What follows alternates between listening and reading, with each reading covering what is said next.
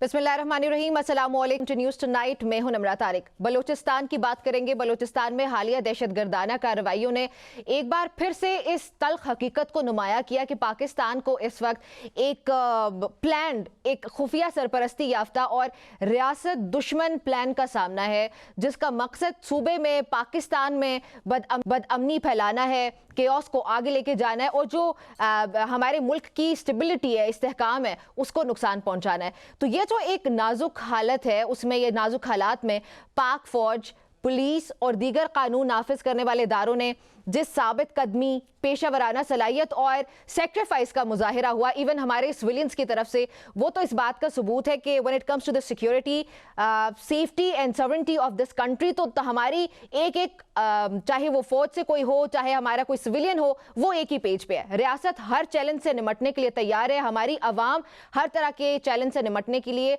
तैयार है और हर कोई भरपूर सलाहियत भी रखता है। हमारी अफवाज भरपूर सलाहियत रखती हैं। दुश्मन की कोशिशों के बावजूद कौमी सलामती का दिफा आज भी मजबूत हाथों में है और यही कुव्वत पाकिस्तान के वजूद को इस्तेहकाम बख्शती है। दहशत गर्दी, जो टेररिज्म है, उन के इस जो वाक़यात हैं, उनमें पुलिस अफसरान हो गए या सिक्योरिटी फोर्सेस के जवानों ने अपनी जानों का नजराना पेश किया। उनके नमाज जनाजा में आला सिविल और अस्करी क़यादत की शिरकत इस अज़्म की अक्कास थी कि कौम अपने मुहाफ़िज़ों की कुर्बानियों को कभी भी फरामोश नहीं करती है। पुलिस लाइन कोयटा में अदा की गई नमाज जनाजा एक वाज़ेह पैगाम था कि ये कुर्बानियां महज कोई नंबर्स नहीं है हमारे पास, बल्कि ये स्टेट जो है उसके वक़ार और उसकी सलामती की बुनियाद है। शुहदा को सरकारी एजाज़ के साथ सुपुर्द खाक करना इस बात को ये भी जाहिर करते हैं कि उनके खून की कदर हर सतह पर की जा रही है। इस पे इंटीरियर मिनिस्टर का ये कहना और उनका वज़ीर आला बलूचिस्तान मीर सरफराज बुगटी के साथ उनकी मौजूदगी ये भी इस बात को वाज़ेह करते हैं कि दहशतगर्दी के खिलाफ हम सब एक साथ खड़े हैं और हम सब एक हैं। उनके बयानात में दुख नजर आता है, उसके साथ साथ वो अज़्म भी नुमाया हमें नजर आता है, जहां पे दुश्मन के लिए ये वाज़ेह पैगाम है कि आप जो मर्जी कर लें, जितने मर्जी आपके बुज़दिलाना हमले होंगे, हम उसी जोश और वलवले के साथ आपके कमजोर बुज़दिलाना हमलों का जो है वो जवाब देंगे। रियासती ताकत और अवामी इत्तेहाद के सामने दहशतगर्द अनासर की कोई हैसियत नहीं रहती। अच्छा, उससे बढ़ के एक पोलिटिकल एक्टिविटी भी हुई आज, जो कि बहुत इंपॉर्टेंट है। वो CM KP की मुलाकात होना है प्राइम मिनिस्टर के साथ। This is very important. हम शायद इस मुलाकात का वेट कर रहे थे, जहां पे KP को भी अब ऑन बोर्ड आना पड़ेगा वफाक के साथ, ताकि ये जो सिक्योरिटी के मसाइल हैं, ये जो दहशतगर्दी के मसाइल हैं, इनसे निपटा जा सके। सो ये हमारे टॉपिक्स इस पे बात करने के लिए मुझे ज्वाइन करें हमजा शफकात साहब, और साथ ही मुझे स्टूडियोज में ज्वाइन करें जमाल रईसानी साहब। आप दोनों का बहुत शुक्रिया। हमजा, आपसे स्टार्ट करती हूँ। मुझे ये बताइएगा कि इस वक्त बलूचिस्तान की सूरत हाल क्या है। खुदा न ख्वास्ता 2-3 दिन पहले हालात बहुत ज़्यादा बिगड़े, सिविलियंस की शहादतें हुई, फिर हमारी पाक अफवाज के नुमाइंदगान की वफात हम देख रहे हैं या उनकी शहादतें विटनेस कर रहे हैं, लेकिन अभी के क्या हालात हैं? वही सिचुएशन बिल्कुल नॉर्मल है। 31 जनवरी को सुबह 5:30 बजे के करीब इन्होंने कोऑर्डिनेटेड अटैक करना स्टार्ट किया। पहले 4-5 जिलों में किया और फिर उसको एक्सपैंड करके 10 जिलों तक लेके गए। इनकी कॉल जो थी, ये जो FAH है, फितना अल हिंदुस्तान, इनकी कॉल ये थी कि पूरे सूबे से हर बंदा खड़ा हो जाए और जो मस्जिद में मौलवी है वो भी, जो टीचर स्कूल में है वो भी, और किसी के पास और कुछ नहीं है तो वो पत्थर उठा के खड़ा हो जाए और स्टेट के खिलाफ खड़ा हो। ये पूरे 10 जिलों के अंदर 500 से ज्यादा बंदे इकट्ठे नहीं कर सके, जिनमें से अच्छा। 145 को न्यूट्रलाइज कर दिया गया है हम्म। और बाकी जो हैं वो दुम दबा के भाग गए हैं। और उनका हॉट परसूट जारी है। टेक इंट भी उनके ऊपर जारी है। हमारे जो ऑफिसर्स हैं, ऑफिसर्स जो हैं वो भी उनको फॉलो अप कर रहे हैं, सैनिटाइजेशन कर रहे हैं, कॉमिंग ऑपरेशन कर रहे हैं। सबसे बड़ी जो एग्जाम्पल है कि सिचुएशन नॉर्मल है कि आज पूरे सूबे के अंदर पोलियो कैंपेन की गई। और आप जानती हैं कि पोलियो कैंपेन में हर घर में जाना होता है हम्म। और बच्चों को कतरे पिलाने होते हैं। और हमारे तमाम पोलियो वर्कर्स ने बगैर किसी खौफ के ये कैंपेन जो है स्टार्ट की। स्कूल चल रहे हैं, यूनिवर्सिटी चल रही हैं, रोड्स चल रही हैं। ठीक है, इन्होंने 31 जनवरी की रात को एक बुज़दिलाना कार्रवाई की, उस टाइम पर की जिस टाइम पर नॉर्मली लोग रेस्ट कर रहे होते हैं, नमाज का टाइम था। और 3-4 घंटे इन्होंने करके वीडियोस वगैरह बनाई और शो किया जैसे पूरे सूबे को इन्होंने बंद कर दिया। लेकिन विद इन फ्यू आवर्स पूरी स्टेट ने रिस्पॉन्स दिया, FC ने रिस्पॉन्स दिया। और आपको जैसे मैंने बताया कि 25 से ज़्यादा लोगों को न्यूट्रलाइज़ किया जा चुका है और ठीक है। अभी थिंग्स आर एज़ नॉर्मल के ठीक तौर पे काम कर रहे हैं। ठीक है, चलें अल्हम्दुलिल्लाह, that's very nice to hear. Jamal, thank you very much for joining. जो हालिया ऑपरेशंस हो रहे हैं, जो सैनिटाइजेशन ऑपरेशंस हो रहे हैं, इसमें 177 का अभी तक का नंबर है। इससे ज़ायद दहशतगर्दों का खात्मा हम विटनेस कर चुके हैं। तो ये हमारे दुश्मन के लिए कितना बड़ा मैसेज है और पाकिस्तान के लिए ये कितनी बड़ी जीत है, जहाँ पे हमारी सूबाई हुकूमतें भी ऑन बोर्ड आ रही हैं, जहाँ पे हमारी वफाकी हुकूमत सूबाई हुकूमतों के साथ मिलके और हमारे जो इदारे हैं, हमारी जो अफवाज हैं, वो भी इस बात को वाजे कर रहे हैं कि when it comes to the security तो हम सब एक हैं। बिल्कुल जी, बहुत शुक्रिया।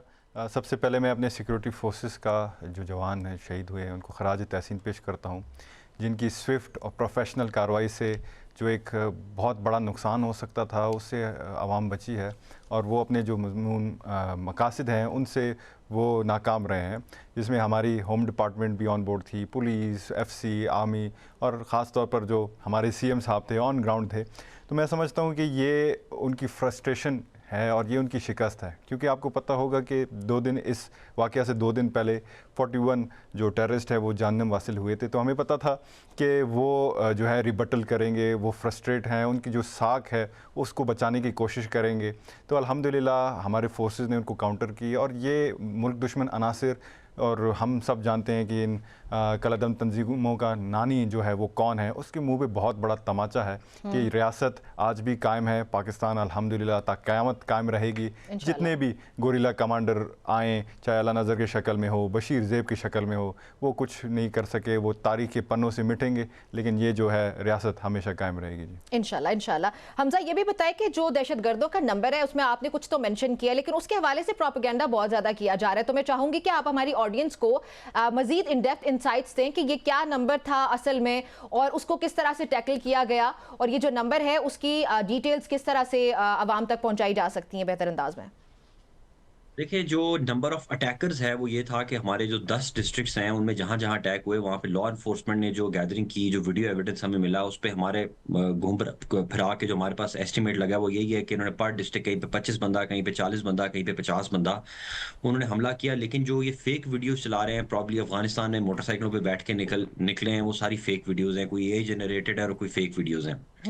तो ये असेसमेंट है हमारी। उसके बाद जब इनके खिलाफ हमने रिटेलिएट करना शुरू किया, रिस्पॉन्स देना शुरू किया, अपने एरियाज़ इनसे रिकवर कराए, तो मैंने आपको बताया कि मोर देन 145 जो है वो कंफर्म डेड बॉडीज़ हमारे पास आ चुकी हैं। ठीक है। नंबर इससे बहुत ज़्यादा का है, लेकिन जैसे-जैसे होम डिपार्टमेंट के पास उनके नाम, वल्दियत, सीएनआईसीज़ आते जाएँगे तो हम मज़ीद भी डिटेल्स शेयर करते जाएँगे।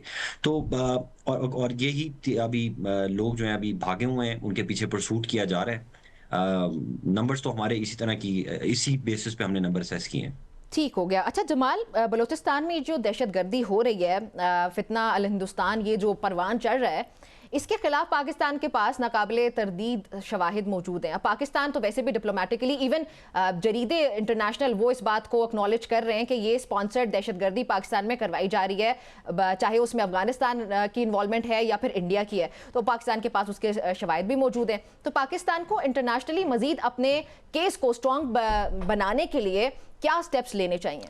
देखिए जी, जब पाकिस्तान इंटरनेशनल फ्रंट्स पे कामयाबी हासिल करती है तब दुश्मन को वो जो है तकलीफ़ पहुंचती है और वो ये ऐसे छोटे छोटे जो हैं वो कार्रवाइयाँ करता है। पाकिस्तान को चाहिए कि इंटरनेशनल फोरम पे इंडिया का जो असल चेहरा है वो दिखाए, अफ़गानिस्तान का जो असल चेहरा है, जिन्होंने हमसे ये वादा किया था कि उनका जो सरज़मीन है पाकिस्तान के लोगों के ख़िलाफ़ और दहशतगर्दी में वो इस्तेमाल नहीं होगा। तो हमें चाहिए कि हम अपना केस पॉजिटिवली लड़ें और लोगों को ये पता है, इंटरनेशनल कम्युनिटी को, कि ये जो मुनाफिकत हमारे ख़ित्ते में की जा रही है, क्योंकि पाकिस्तान टेक ऑफ करने जा रहा है, ख्वाह वो रिसोर्सेज मिनरल्स की शक्ल में हो या इंटरनेशनल फ्रंट की शक्ल में हो, क्योंकि हम रेलिवेंट बन गए तो उनको तकलीफ़ होती है। तो हमें चाहिए कि हम अपना जो शवाहिद हैं, चाहे वो कुलभूषण यादव की शक्ल में हो या किसी और शक्ल में हो, हम उसको ठोस इक़दामात के साथ पेश करें और अपना जो केस हैं वो डिप्लोमेटिक फ्रंट्स पे ज़्यादा एफिशिएंटली और प्रोडक्टिवली उसे लड़ें। ठीक है। अच्छा हमजा, जो बलूचिस्तान में ये दहशतगर्द ग्रुप्स हैं, ये जो मिलिटेंट ग्रुप्स हैं, इनको फैसिलिटेट भी किया जाता है और ऑफ कोर्स उसमें मकामी फैसिलिटेशन भी मौजूद होती है, जो कि इंटेलिजेंस शेयरिंग के ज़रिए साबित भी हुई। मेरे ख्याल में जो अभी तक मैंने कुछ तज्ज़िये देखे उसके मुताबिक गालिबन ये 10% या इस तरह कह सकते हैं, बहुत बड़ी तादाद में अफराद नहीं है जो कि फैसिलिटेट करते, लेकिन फिर भी एक नंबर है जो कि सपोर्ट करता है इस तरह के ग्रुप्स को। तो इंटेलिजेंस जो है वो किस तरह से मजीद बेहतर बनाई जा सकती है कि इस तरह की एटलीस्ट जो लोकल फैसिलिटेशन है उसको बिल्कुल ख़त्म किया जाए और मज़ीद मरबूत और जदीद अंदाज में हम जो है वो फिर आगे बढ़ें?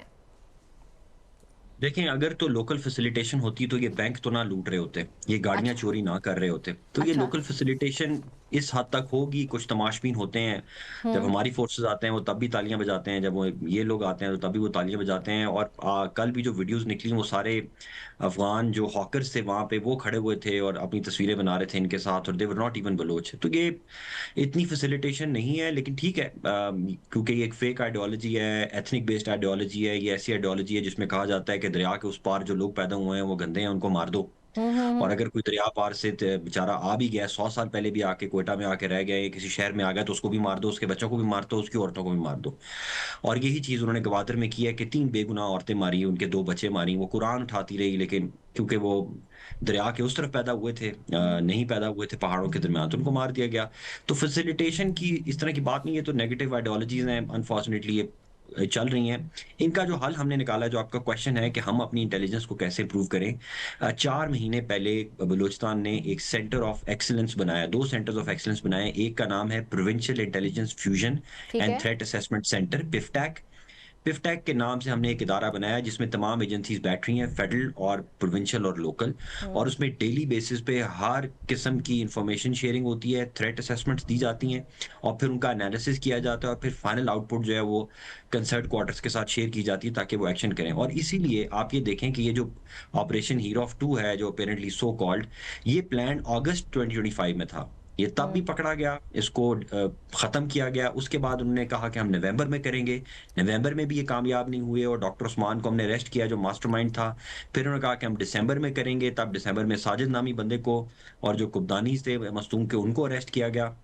और इस ठीक। ऑपरेशन से 2 दिन पहले भी शाबान में इनके खिलाफ ऑपरेशन हुआ, 30 टेररिस्ट मारे गए।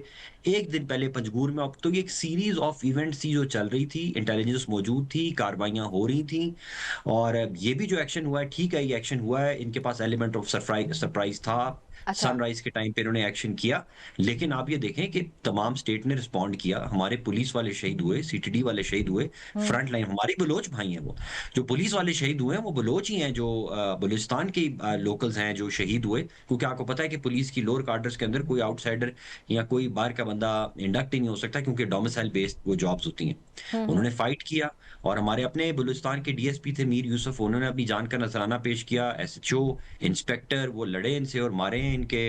आपको मैं बता रहा हूँ कि 140 से ज्यादा कंफर्म डेथ्स हैं हमारी।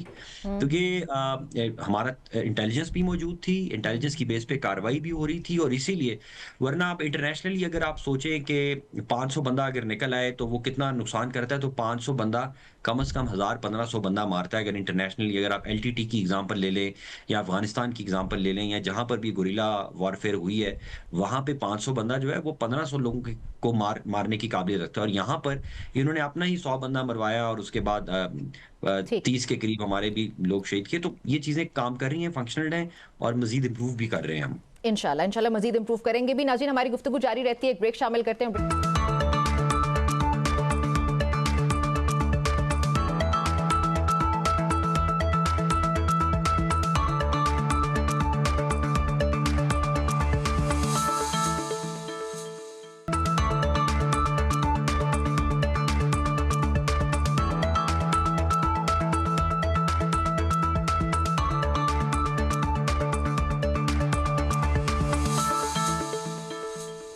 जी, welcome back to news tonight. Jamal, मुझे ये बताएं कि सेंटर फेडरल गवर्नमेंट हमारी जो है विफाक हो गया, और सूबे के दरमियान मौजूदा हम आहंगी को आप किस हद तक पायदार समझते हैं, और क्या ये जो इश्तराक है ये मुस्तकबिल में एंटी टेररिज्म की जो पॉलिसी है उसको मुस्तकिल बुनियादों पर मजबूत बना सकते हैं? क्योंकि हम वज़ीर आला बलूचिस्तान और इंटीरियर मिनिस्टर के दरमियान जो एक बेहतरीन कोऑर्डिनेशन देख रहे हैं। प्लस मैं ये चाहूँगी कि आप केपी की तरफ भी रुख करें कि आज जो मुलाकात हुई है वो कितनी खुशाइंद है।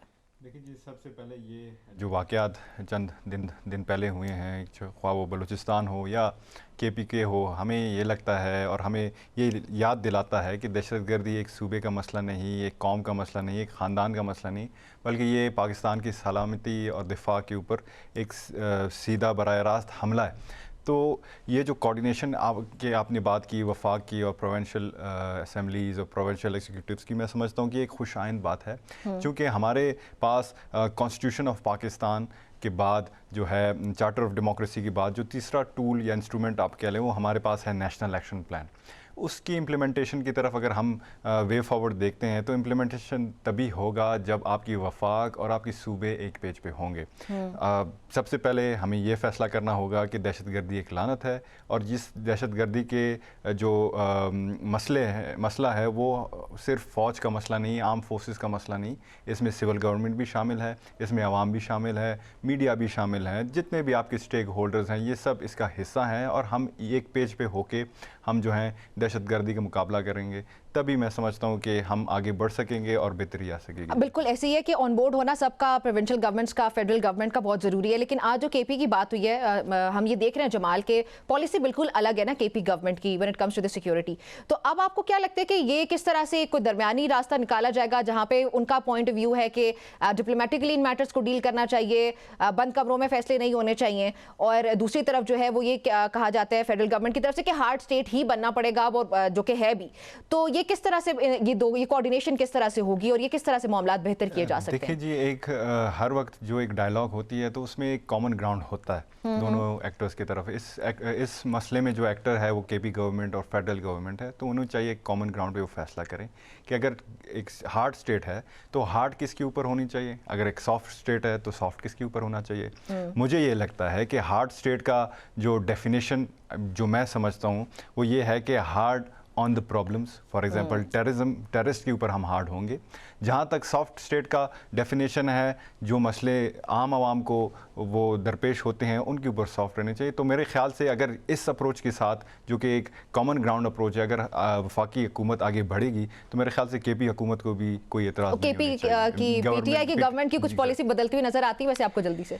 देखिए जी, मुझे नहीं लगता, लेकिन मैं जहाँ तक एक नौजवान समझता हूँ कि सीएम केपी का वज़ीर आज़म से मिलना एक खुशाइंद बात है, और मैं समझता हूँ कि ये डिस्कोर्स होनी चाहिए। हम सियासतदान हैं, हम बंद कमरों के साथ भी बात करते हैं, हम खुली दीवारों के साथ भी बात करते हैं, तो डिस्कोर्स हमेशा होनी चाहिए। चले ठीक है हमजा, ये जो हालिया हमले हुए इसमें सॉफ्ट टारगेट्स को निशाना बनाने के रुझान को सामने रखते हुए what do you think, what do you understand out of it कि शहरी सिक्योरिटी हो गई या पुलिसिंग के मॉडल में किन बेसिक चेंजेस की हमें ज़रूरत है, और ये चेंजेस हमें फौरी तौर पे करने चाहिए ताकि एक बेहतर डायरेक्शन मिल सके हमें? सॉफ्ट टारगेट से आप ये देखें, क्योंकि हार्ड टारगेट्स पे तो ये नहीं पहुंच पा रहे ना इनके पास स्ट्रैटेजी है, और ये तो एक बदमाशों का एक गत्था है वो जो इकट्ठा होता है, और जहाँ पे कोई सॉफ्ट जो भी बेचारा चल रहा होता है, मैंने बताया ना, औरतों को मार रहे हैं, बच्चों को जहाँ मार पे रहे वो हैं, अटैक कर सकते हैं वो वहीं पे कर देते हैं, वो वहीं पे करते हैं। तो और उसमें भी आप देखें कि ये जहाँ पे अटैक्स कर रहे हैं वो कोई अगर ये समझते हैं कि जी पंजाब इनका दुश्मन है, ये स्टेट इनकी दुश्मन है, तो ये तो उन्हीं बलूच लोगों के, उन्हीं के पैसों का, उन्हीं का अपना प्राइवेट बैंक है जिसके ऊपर उन्होंने अटैक किया। सॉरी, एक्सक्यूज मी, इन्होंने कोई स्टेट बैंक पे तो अटैक नहीं किया, ये तो लोकल बैंक्स पे अटैक कर रहे हैं, जहाँ पे आम आदमी का, जो आम बलोच है, आम हमारा पश्तून है, उसके पैसे हैं, उसको अटैक करें।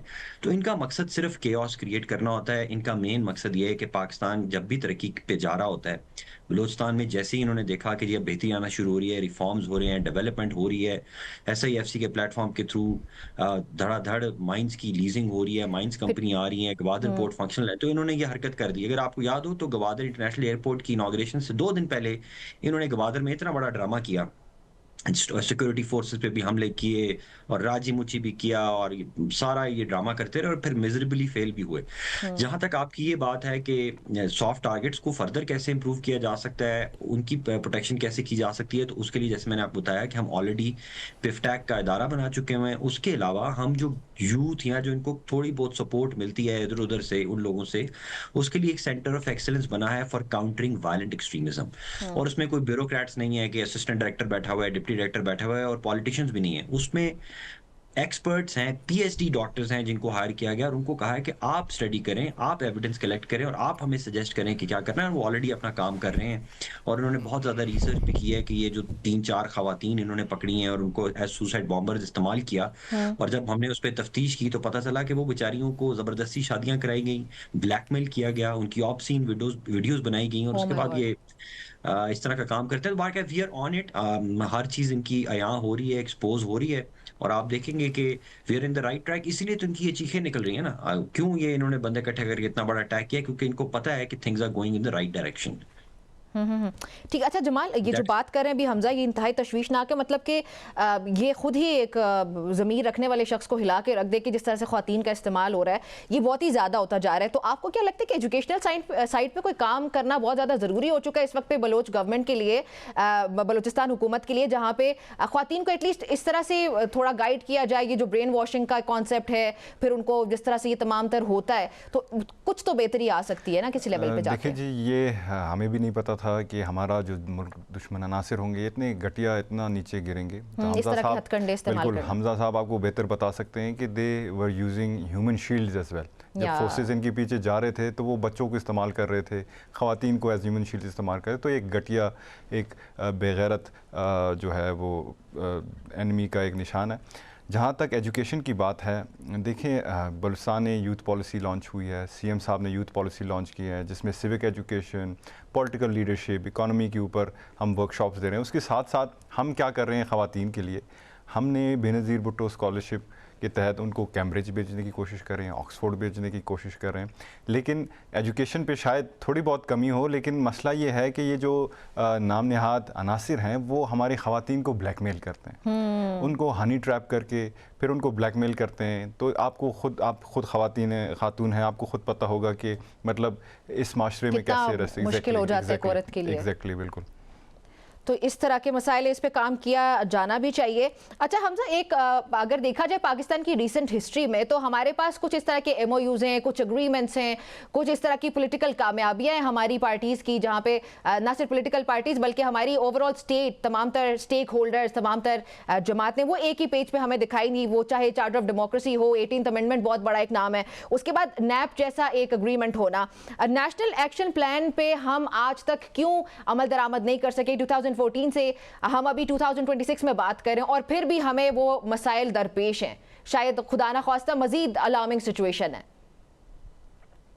जी, नेशनल एक्शन प्लान पे तमाम पार्टीज का कंसेंसस था, उस पे काम शुरू हुआ और उसी के बाद अगर आप देखें तो ये हमारी जो ग्रे नंबर से ये बंद होना शुरू हुए, मोबाइल की रजिस्ट्रेशन स्टार्ट हुई, थंब वेरिफिकेशन स्टार्ट हुए, मदारिस के ऊपर लेजिस्लेशन हुई, ट्रस्ट की लेजिस्लेशन हुई, वक्फ जो है उनकी लेजिस्लेशन हुई, मॉनिटरिंग मैकेनिज्म चले, directorate general of religious education बना और ये फिर एक सीरीज ऑफ इवेंट्स है जो हुई। इसी तरह बलूचिस्तान के अंदर भी नई गवर्नमेंट ने आने के बाद चीफ मिनिस्टर साहब ने एक नया प्रोविंशियल एक्शन प्लान प्रेजेंट किया तमाम असम्बली को और तमाम असम्बली के लोगों ने उसको अप्रूव किया और उसके ऊपर काम चल रहा है।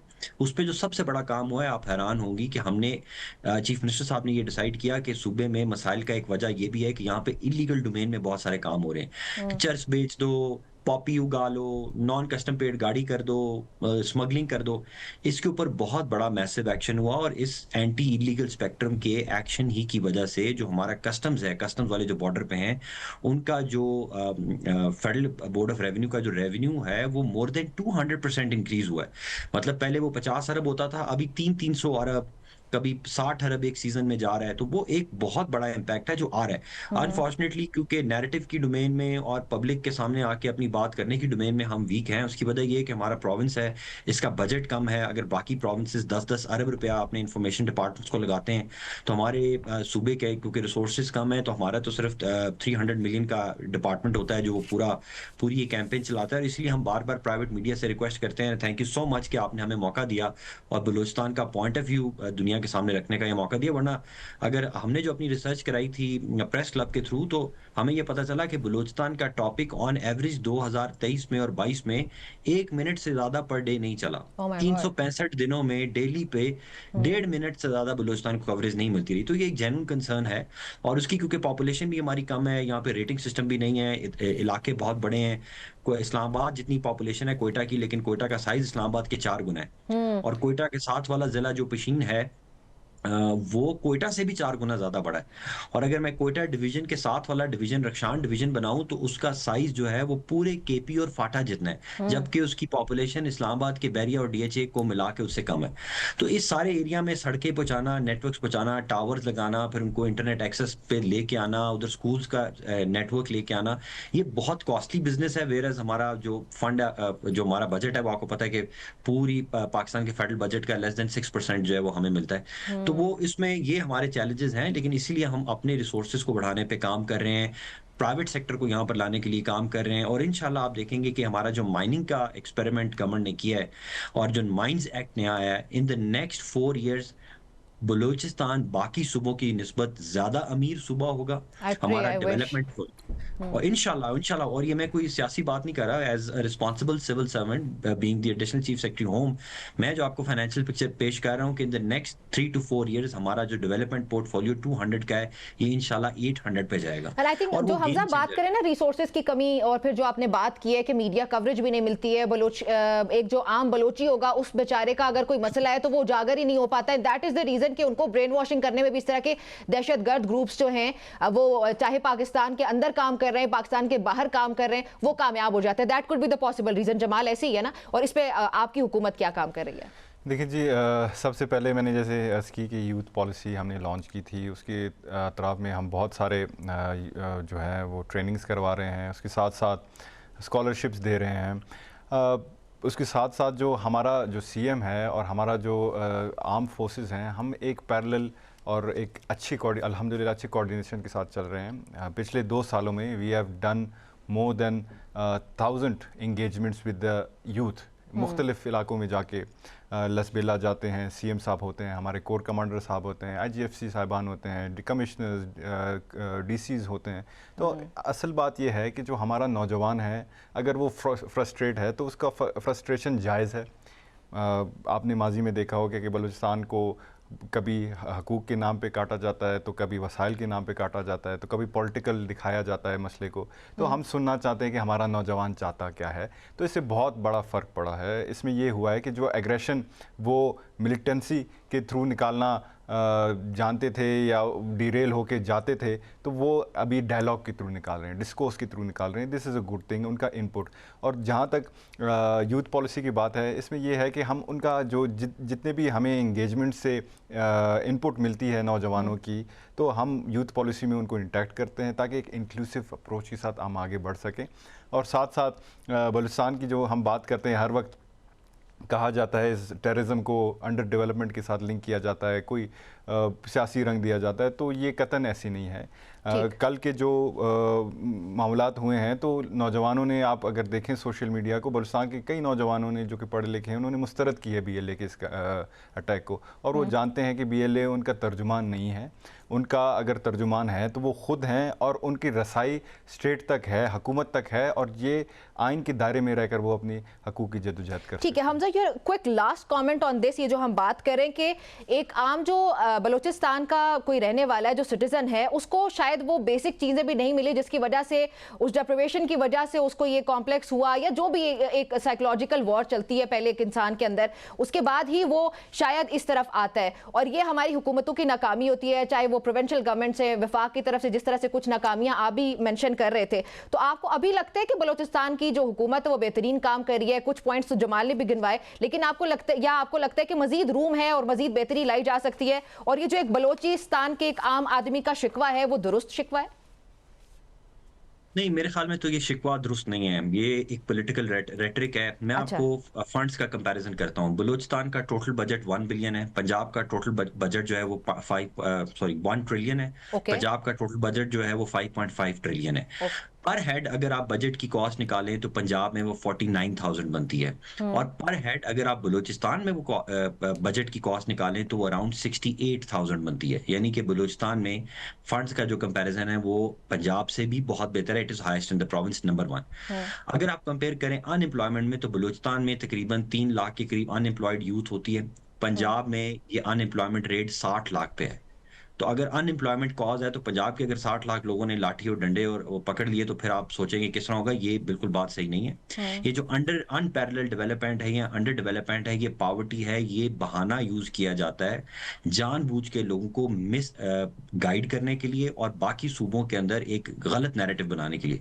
आपको पता है बलूचिस्तान का जो सबसे पुअर जिला है और जिसमें लीस्ट ह्यूमन डेवलपमेंट इंडेक्स है वो मूसा खेल है। और आपको पता है कि मूसा खेल के अंदर टेररिज्म के कितने वाकयात हुए हैं पिछले 3 सालों में? 0। और आपको पता है कि बलूचिस्तान का most developed district after Quetta जो है वो तुर्बत है, जिसका हाईएस्ट ह्यूमन डेवलपमेंट इंडेक्स है, जिसका हाईएस्ट लिटरेसी रेट है, इवन फीमेल लिटरेसी रेट जो है वो भी अबव 80% है, और अच्छा। सबसे ज्यादा टेररिस्ट इंसिडेंट्स तुर्बत में ही है। तो ये इससे ताल्लुक नहीं रखता। टेररिज्म एक फिलॉसफी है, एक आइडियोलॉजी है, और उसको फॉरेन फंडिंग मिलती है। इनको और वो जो इस भी तरह के बंदा मिलता बहाने है ढूंढती है। वो बहाने ढूंढते हैं कि जी हमें स्मगलिंग करने दें, हमें पॉपी उगाने दें। तो ये गुर्बत का बहाना बनाना बिल्कुल गलत है। सबसे अगर आप पावर्टी के मैं आपको रेट्स बताऊं तो सिंध में तो इससे बहुत ज्यादा पावर्टी है।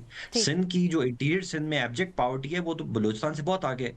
तो ये एक स्मोक स्क्रीन क्रिएट की जाती है लोगों के ज़हनों में बिठाने के लिए। हाँ, हमारा ये फेलियर है कि हम हर बंदे तक हमारी आवाज नहीं पहुंच सकती, और इसके ऊपर चीफ मिनिस्टर साहब ने मोर देन 1000 एंगेजमेंट्स किए हैं। वो रोजाना की बुनियाद पर कभी खुली कचहरी करते हैं, कभी लोगों में जाते हैं।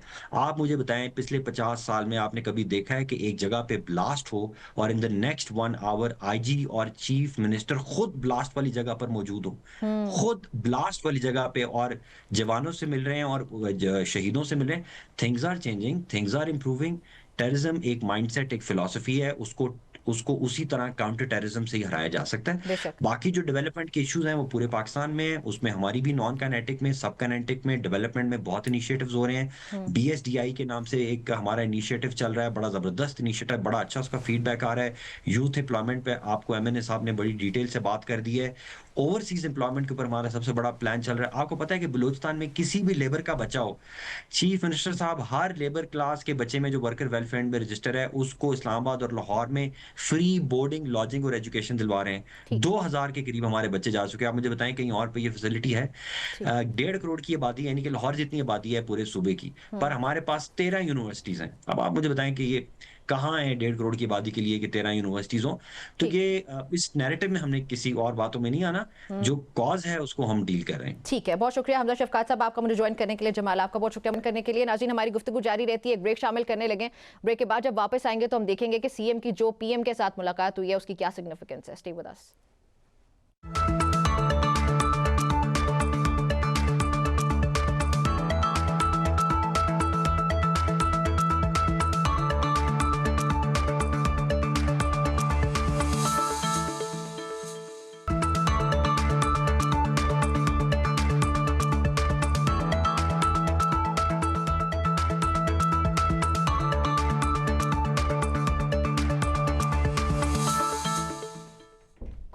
जी, welcome back to news tonight. आज वज़ीर आला खैबर पख्तूनख्वा सोहेल आफरीदी की वज़ीर आज़म शहबाज शरीफ से मुलाकात हुई, जो बज़ाहिर एक मामूली सरकारी मुलाकात हो सकती है, मगर मौजूदा सियासी माहौल और ख़ास तौर पर जब सिक्योरिटी की ये सूरत हाल है थ्रू आउट द कंट्री, तो उसमें इसकी अहमियत बहुत बढ़ जाती है। ख़ास तौर पे इसकी अहमियत जो है वो नुमायाँ होती है। मुल्क में सियासी इख्तलाफात बढ़ते जा रहे हैं, मुख्तलिफ पार्टीज़ जो हैं उनकी मुख्तलिफ सरगर्मियाँ अपने अपने एंड पे ज़रूर जारी हैं। अपोजिशन है तो वो अपनी कार्रवाइयाँ कर रही है या अपनी सरगर्मियाँ उसकी जारी हैं, इसी तरह हुकूमत अपनी एक्टिविटीज़ में इन्वॉल्व है। तो इस सतह पर आके ये मुलाकात होना बहुत इंपॉर्टेंट है। और जो अवामी एहतजाज की तैयारियाँ एक तरफ पाकिस्तान तहरीक इंसाफ की तरफ से भी ख़ास तौर पर देखने को मिलती हैं, तहरीक तहफ़्फ़ुज़ आइन पाकिस्तान की जो जमातें उनकी तरफ से भी, तो ये जो तैयारियाँ हैं वो तेज़ी से सामने आ रही थी। तो उस तरह के माहौल में हर एक किस्म की मुलाकात, हर बयान और हर फैसला ज्यादा वजन रखता है। बानी PTI के इलाज की एक तरफ खबरें चल रही हैं, उसके साथ साथ जो सिक्योरिटी के तमाम तर मसाइल हैं, तो बहुत से सवालात पैदा हो रहे हैं कि आइंदा आने वाले दिनों में होने क्या जा रहा है। मुलाकात के बाद वज़ीर आला ने वाज़ेह किया कि किसी पार्टी या सियासी मामले पर गुफ्तगू नहीं हुई, यानी कि उन्होंने इमरान खान की बात की कि इमरान खान से मुताल्लिक या उनसे होने वाली मुलाकातों से मुताल्लिक कोई बात नहीं हुई, यानी कि सियासत से बढ़ के ये जो थी मुलाकात थी। लेकिन इसमें जो सियासत के तजुर्बाकार मुशाहिदीन हैं वो ये जानते हैं कि जो सरकारी मुलाकातें होती हैं उनका सियासी असर अक्सर उनके बज़ाहिर रस्मी मकसद से कहीं ज़्यादा होता है। इख्तलाफात के बावजूद राबते बरकरार रहना ही जमहूरियत का हुस्न होता है, यही डेमोक्रेसी होती है। और ये जो मुलाकात हुई है या ये जो इस तरह के मामलात होते हैं वो ये ज़ाहिर करते हैं कि दरवाजे मुकम्मल तौर पर कभी भी किसी भी जमात को, किसी भी स्टेक होल्डर को बंद नहीं करने चाहिए और बंद होते भी नहीं हैं। कहीं ना कहीं आपको मुल्क की बेहतरी के लिए या दीगर जो इवन जो पॉलिटिकल एस्पेक्ट्स होते हैं उसको सामने रखते हुए आपको वो दरवाजे हमेशा खोलने पड़ते हैं। इस वक्त पाकिस्तान तो वैसे भी दहशतगर्दी से निमट रहा है, दीगर इतने मसाइल हैं इकॉनमी से रिलेटेड, तो वहां पे पाकिस्तान के लिए इस तरह के सूरत हाल में बैठना बहुत जरूरी है। अच्छा, आगे बढ़ते हुए मैं आपको ये भी बताती चलूं कि ये जो सियासी हंगामा है उसके बीच में ये भी हकीकत है कि मुल्क में जमहूरी निज़ाम, अदलिया और कानून की बालादस्ती के दरमियान जो बैलेंस है उसको मेंटेन करना आसान बिल्कुल भी नहीं है। तो हर सरकारी इकदाम, हर मुलाकात और हर बयान इस तवाज़ुन को मेंटेन करने में इसको ज़रूर मुतासिर करता है। यही शायद वजह कि आज की मुलाकात को महज रस्मी मुलाकात के बजाय हम एक अहम सियासी पैगाम के तौर पर भी देख रहे हैं।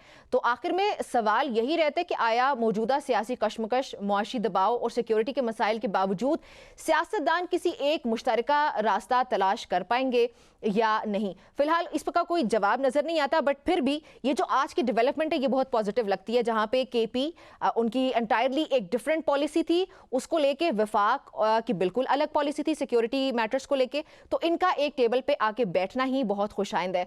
तो वाज़े जवाब ना मिलना, लेकिन फिर भी एक होप आ चुकी है आज की खबर के बाद कि एटलीस्ट शायद ये मामलात आगे किसी बेहतर डायरेक्शन में जाएंगे। और सियासत में खामोशी अक्सर तूफान से पहले की पहली अलामत होती है, और यही खामोशी आने वाले दिनों में सियासी रुख की वजाहत भी कर सकती है, पर वो खामोशी हमें कहीं ना कहीं टूटती हुई भी नजर आती है। और इन तमाम तर मामलात पे बात करने के लिए मुझे ज्वाइन किया हलीम आदिल शेख साहब ने। हलीम साहब, बहुत शुक्रिया आपका मुझे शो में ज्वाइन करने के लिए। मुझे ये बताइएगा कि आज जो वज़ीर आला खैबर पख्तूनख्वा सोहेल आफरीदी की वज़ीर आज़म शहबाज शरीफ से मुलाकात हुई है, उसकी सिग्निफिकेंस आपको क्या लग रही है?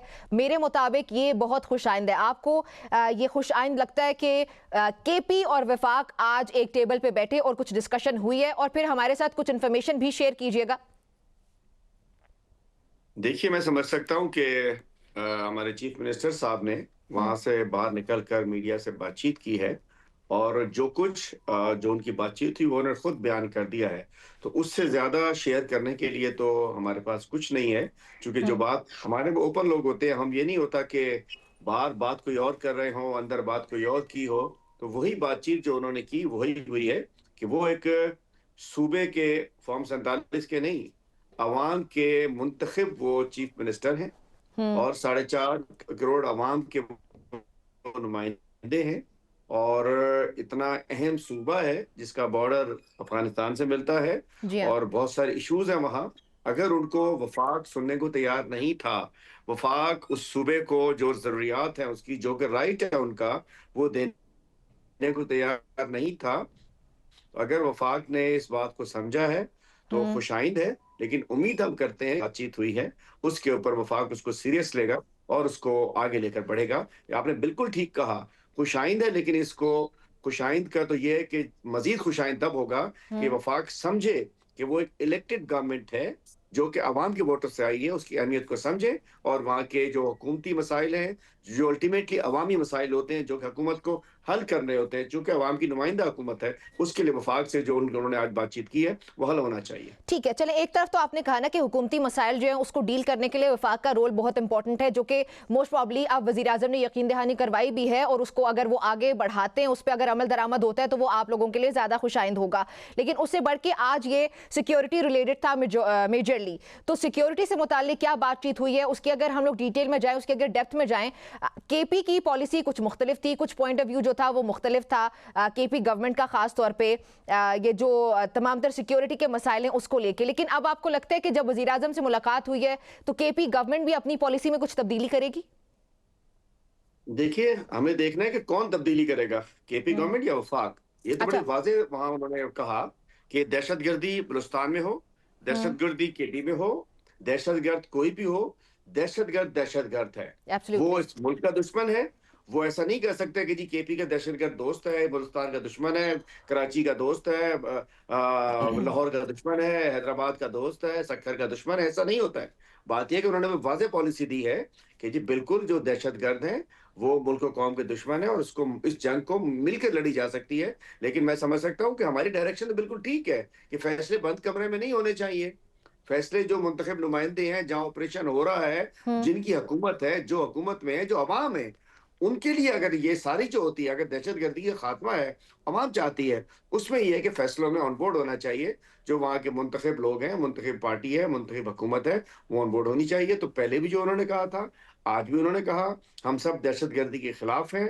गलत नैरेटिव एक चलाया जा रहा था, वो नैरेटिव नहीं था जो कल था हमारा, वो आज भी है कि अवाम को एतमाद मिले, फैसले मुशावरत से करें, और जो एक गवर्नमेंट है, जो कि सूबे की गवर्नमेंट है, उनको ऑन बोर्ड लेकर आगे बढ़े। अल्टीमेटली ये जंग है, बड़ी खतरनाक जंग है, इसको मिलकर लड़ा जा सकता है। दहशतगर्दी से कौमें लड़ा करती हैं, कभी भी हुकूमतें नहीं लड़ा करती। ऐसी कुदरती आफात से भी कौमें लड़ती हैं, हुकूमतें नहीं लड़ा करती।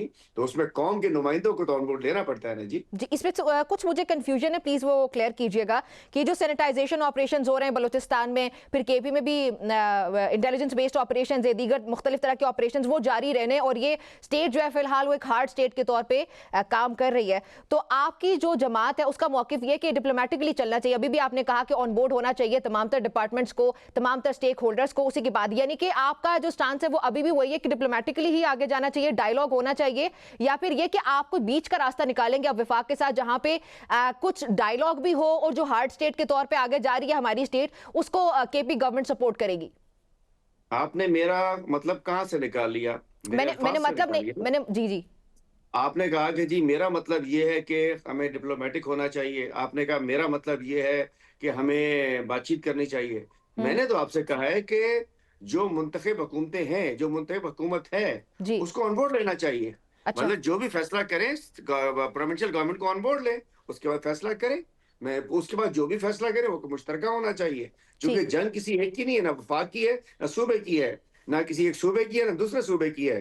ये तो कौम के खिलाफ जंग है, वतन के खिलाफ जंग है। मुल्क हमारा भी है, मुल्क आपका भी है, मुल्क सबका है, वर्दी वाले का भी है, बगैर वर्दी वाले का भी है, हर मसलक वाले का, हर जबान वाले का। मुल्क तो हमारा है ना। जी हाँ। बात यह कि मैं तो कहता हूं कि अब अगर अच्छी बात है, अगर आज वफाक ने बुलाकर कोई मुशावरत की है जो कि फाइनेंशियल उसके ऊपर भी है, और अगर ये जो ऑपरेशन हो रहा है उसके हवाले बात, ये तीरा के हवाले से भी है, तो जी हाँ। मस्बत कदम है। लेकिन हम ये नहीं कहते कि हम क्या कह रहे हैं, हम तो कह रहे हैं हमें एतमाद में लो, ताकि जो फैसला हो वो मुश्तरका हो हमारा। अच्छा, ठीक हो गया। अच्छा, सीएम ने यह भी बताया कि इसमें कोई सियासी बात नहीं हुई, इमरान खान की मुलाकात से मुताल्लिक कोई बातचीत नहीं हुई, लेकिन ये कुछ बात हजम नहीं होती है कि जब इस तरह की मुलाकातें हों उसमें सियासत से मुताल्लिक कुछ बातचीत ना हो। आपको क्या लग रहा है उसका रीज़न कि क्योंकि सिक्योरिटी की सूरत हाल इस वक्त इतनी ख़राब है जहाँ पे फिर वो पॉलिटिक्स से ऊपर आ जाता है, ये वजह होगी कोई बातचीत ना होने की, या कोई और वजह है? देखिए, मैंने आपसे कहा कि जब उन्होंने वाजे मीडिया से मीडिया टॉक की है, सब सवालात का जवाब उन्होंने दे दिया है। तो अब हजम ना होने का, तो अगर किसी को हजम नहीं हो रही है तो उसमें आजमूला कारबीना से इलाज हो नहीं सकता है। उसमें लेकिन ये है बात कि उसमें ये है कि जब सीएम की मुलाकात हो रही है वजीर आजम से, एक बहुत बेसिक सी चीज़ है एटलीस्ट मुलाकात की, जहाँ पे इमरान खान की अब तो सेहत से मुतालिक इतनी तशवीश पाई जाती है, तो उसमें ये बात की जा सकती थी आई थिंक कि सीएम से की तरफ से कि मुलाकात तो एटलीस्ट होने देनी चाहिए इमरान खान से। देखिए जी, सीएम साहब की तो जब सीएम बने थे तो उस वक्त भी बात हुई थी, लेकिन वजीर आजम साहब ने कहा था फॉर्म 47 वाले कि मैं पूछ कर बताऊंगा। तो बात यह कि उस दिन पहले दिन ही उन्होंने बता दिया था कि ये उनका शायद इख्तियार बिल्कुल नहीं है, इसलिए शायद उन्होंने उनसे बात नहीं की होगी। जब पहले भी उन्होंने कहा था और अच्छा। उन्होंने पूछ कर ही बताना है, तो बस उनसे क्या बात करनी। और अगर सीएम साहब ने बेहतर समझा है कि आज कोई पॉलिटिकल बात नहीं की, मैं समझ सकता हूँ कि उनका वो दुरुस्त फैसला है उनका। हम सब फैसले में साथ होते हैं। जो उनका डिसीजन था, कौन सी बात करनी है, कौन सी नहीं करनी है, किस, चूंकि एक एजेंडा था, सियासी तौर पे उन्होंने ठीक कहा कि पॉलिटिकली देखा जाए तो मुझे नहीं आना चाहिए यहाँ, लेकिन चूंकि मैं एक सूबे के अवाम का नुमाइंदा हूँ, और सूबे के मसाइल का, सूबे के वसाइल का, सूबे के इश्यूज का, अवाम की परेशानियों का, उसके हवाले से अगर कोई रुकावटें दूर होती हैं तो वो भी मेरी जिम्मेदारियों में शामिल है। तो हमें उसी तक रहना चाहिए कि उनका ये मीटिंग जो थी वो एक सूबे के जो इंतजामी मामलात हैं उस हवाले से थी, और उसको उन्होंने उसी तक रखा, आगे उसको इधर उधर नहीं किया। जवाब तो वही आना था, पूछ कर बताऊंगा, तो फिर क्या पूछते हैं उनसे। ठीक है, चलिए ये भी मुनासिब हो गया। 8 फरवरी पे आते हैं। 8 फरवरी से मुतालिक सर जितने भी लोगों को अभी तक मैंने इंटरव्यू किया पाकिस्तान तहरीक इंसाफ का, उनकी मुख्तलिफ जवाबात सामने आए, किसी ने कुछ बताया, किसी ने कुछ बताया, लेकिन अभी तक कोई पार्टी का ऑफिशियल लाएअमल सामने नहीं आया कि 8 फेब को होने क्या जा रहा है। क्या वो कोई इस्लामाबाद सेंटर्ड किस्म के एहतजाज होगा which possibly could turn into a dharna, या क्या होगा, उसके बारे में अगर अभी तक कुछ मजीद डिटेल्स आई हैं तो प्लीज शेयर कीजिएगा। देखिए, मैं समझ सकता हूँ कि पता नहीं आपकी किससे बात हुई है, जो इसमें जो जिम्मेदार हैं तहरीक तहफ़्फ़ुज़ आईन पाकिस्तान के सरबराह जी सर। असद रईस साहब और अल्लामा नासिर अब्बास साहब, टीटीएपी की लीडरशिप, पीटीआई की लीडरशिप, बड़े वाज़ेह ऐलान तो किया जा चुका है, सोशल मीडिया भी किया जा चुका, प्रेस रिलीज जारी की जा चुकी।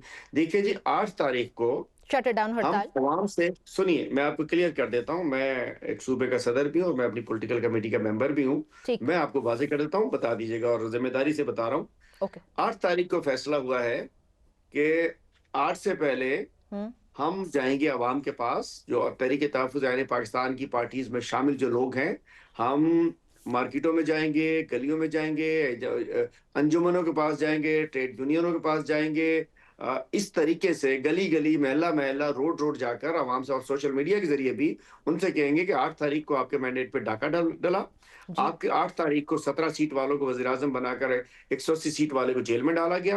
अगर 8 तारीख पे मैंडेट पे डाका ना डाल जाते तो इमरान खान साहब वज़ीर आज़म होते, इमरान खान साहब वज़ीर आज़म होते तो मुल्क के ये हालात ऐसे ना होते। इसलिए बराए करम एक दिन रज़ाकाराना तौर पर वॉलंटरीली आप लोग अपनी पहिया-जाम रखें और शटर बंद रखें। मतलब क्या? हम कोई डंडे से, ज़बरदस्ती से, धरने से, रैली से, मुज़ाहरे से हम नहीं कह रहे कि उस दिन हम डंडे के ज़ोर पे हड़ताल कराएँगे। हम तो लोगों के पास जा रहे हैं, उनसे रिक्वेस्ट कर रहे हैं कि आप कहते नहीं जी क्या करना है? आपका मेरा वोट नहीं, कि मेरा 84,000 वोट डाका डला है, लेकिन वो मेरा नहीं था, वो उन लोगों का था जिन्होंने वोट डाला है। इसलिए हम आवाम के पास जा रहे हैं, आवाम से कह रहे हैं कि जी आप हमें उस दिन आप ना निकले, स्टे एट होम। उस दिन मगरिब से पहले सब ने घरों पे रहना है और हम चाहते हैं कि ना दुकान खुले, ना पहिया चले, सब घरों पर रहें। घर पे रह के एहतजाज रिकॉर्ड कराएं अपना। कोई उस दिन हमने नहीं कहा कि जी हमने डंडे से जबरदस्ती बंद कराना है। और यही पूरे पाकिस्तान में, और उसके बाद मगरिब के बाद, दिन ढलने के बाद ये जो है फिर मशल बरदार जुलूस निकलेंगे और रैलीज होंगी, वो भी यूनियन काउंसिल की सतह पर, यूनियन काउंसिल तालके की सतह पर, लोकल सतह के ऊपर।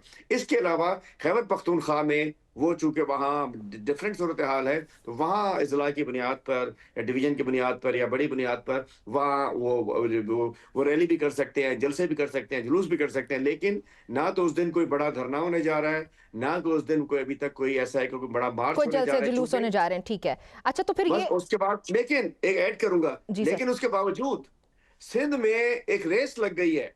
बिलावल भुट्टो साहब मरीम नवाज साहबा से आगे निकलना चाह रहे हैं। अच्छा। गुज़िश्ता रोज हमारे 180 लोगों को जेल भिजवा दिया गया है 3 एमपीओ के जरिए। अच्छा, एक रात पहले उठाया गया 180 वर्कर्स को। अभी हनूज दिल्ली दूरस्त, 8 फरवरी दूर है। और इस अंदाज से हमारे लोगों को, और ये पीपल्स पार्टी ने, वो जो बड़ी जमहूरी डेमोक्रेटिक ये सब कुछ करती थी, उन्होंने जुल्म का बिल्कुल एक बाजार गर्म कर दिया है फस्तायत का। और लगता है कि ये अवार्ड जो है 2026 का सिंध हुकूमत के पास जाने वाला है, पंजाब से छीनकर, कि जो इस दफा उन्होंने ज्यादा वो की है, फस्तायत की है। तो हलीम साहब, फिर ये बिलावल भुट्टो जरदारी जो आप कह रहे हैं कि वो तो मरियम नवाज से भी आगे निकल रहे, फिर सिंध हुकूमत के खिलाफ आप लोग सिंध हाईकोर्ट भी आज आपने रुख किया, ऐसे ही है? जी, हमने जी जाके चैलेंज किया इसको।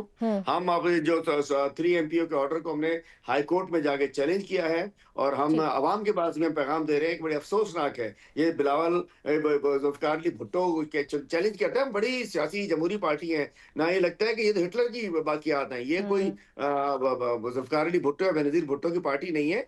ये तो लोग नाज़ी की पार्टी लग रही होती है, जुल्म कर रहे हैं, ज्यादती कर रहे हैं। ठीक। अच्छा हलीम साहब, आपने कहा कि एक दिन का हमारा ये हड़ताल होगा, तो आपको नहीं लगता कि एक दिन का हड़ताल अगर आप लोग करते हैं थ्रू आउट द कंट्री, तो उसको हुकूमत एटलीस्ट बेयर कर लेगी और ये पाकिस्तान तहरीक इंसाफ के लिए फायदेमंद साबित होगा, नहीं होगा? हुकूमत पे कोई प्रेशर बिल्डअप करने में आप लोग कामयाब हो पाएंगे नहीं? क्योंकि अगर एक दिन का ही होता है, या फिर शायद आपके प्लान में ये भी हो कि इसको आगे लेके चलना है, ऐसा कुछ है?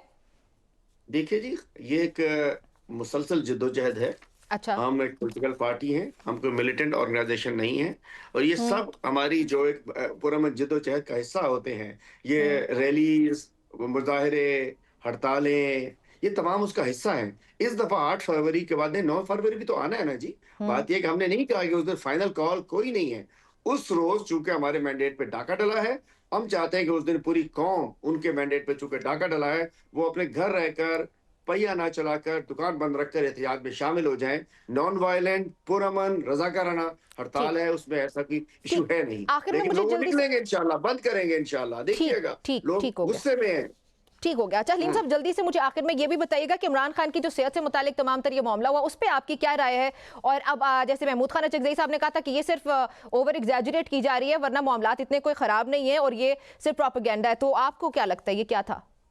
देखिए जी, बड़ा अफसोसनाक सूरत हाल है कि ये तो तय हो गया कि खान साहब हॉस्पिटल आए और फिर वापस गए। कितनी अफसोसनाक सूरत हाल है कि फैमिली को नहीं बताया गया। वो भी उस दिन जब प्रेशर डाला गया, सुप्रीम कोर्ट में मुजाहरा किया गया, तो उसके बाद जाके एक वो लेटर थमा दिया गया और पिम्स के डायरेक्टर आके प्रेस कॉन्फ्रेंस कर दी। तो पहले भी कर सकते, वीडियो जारी कर सकते थे।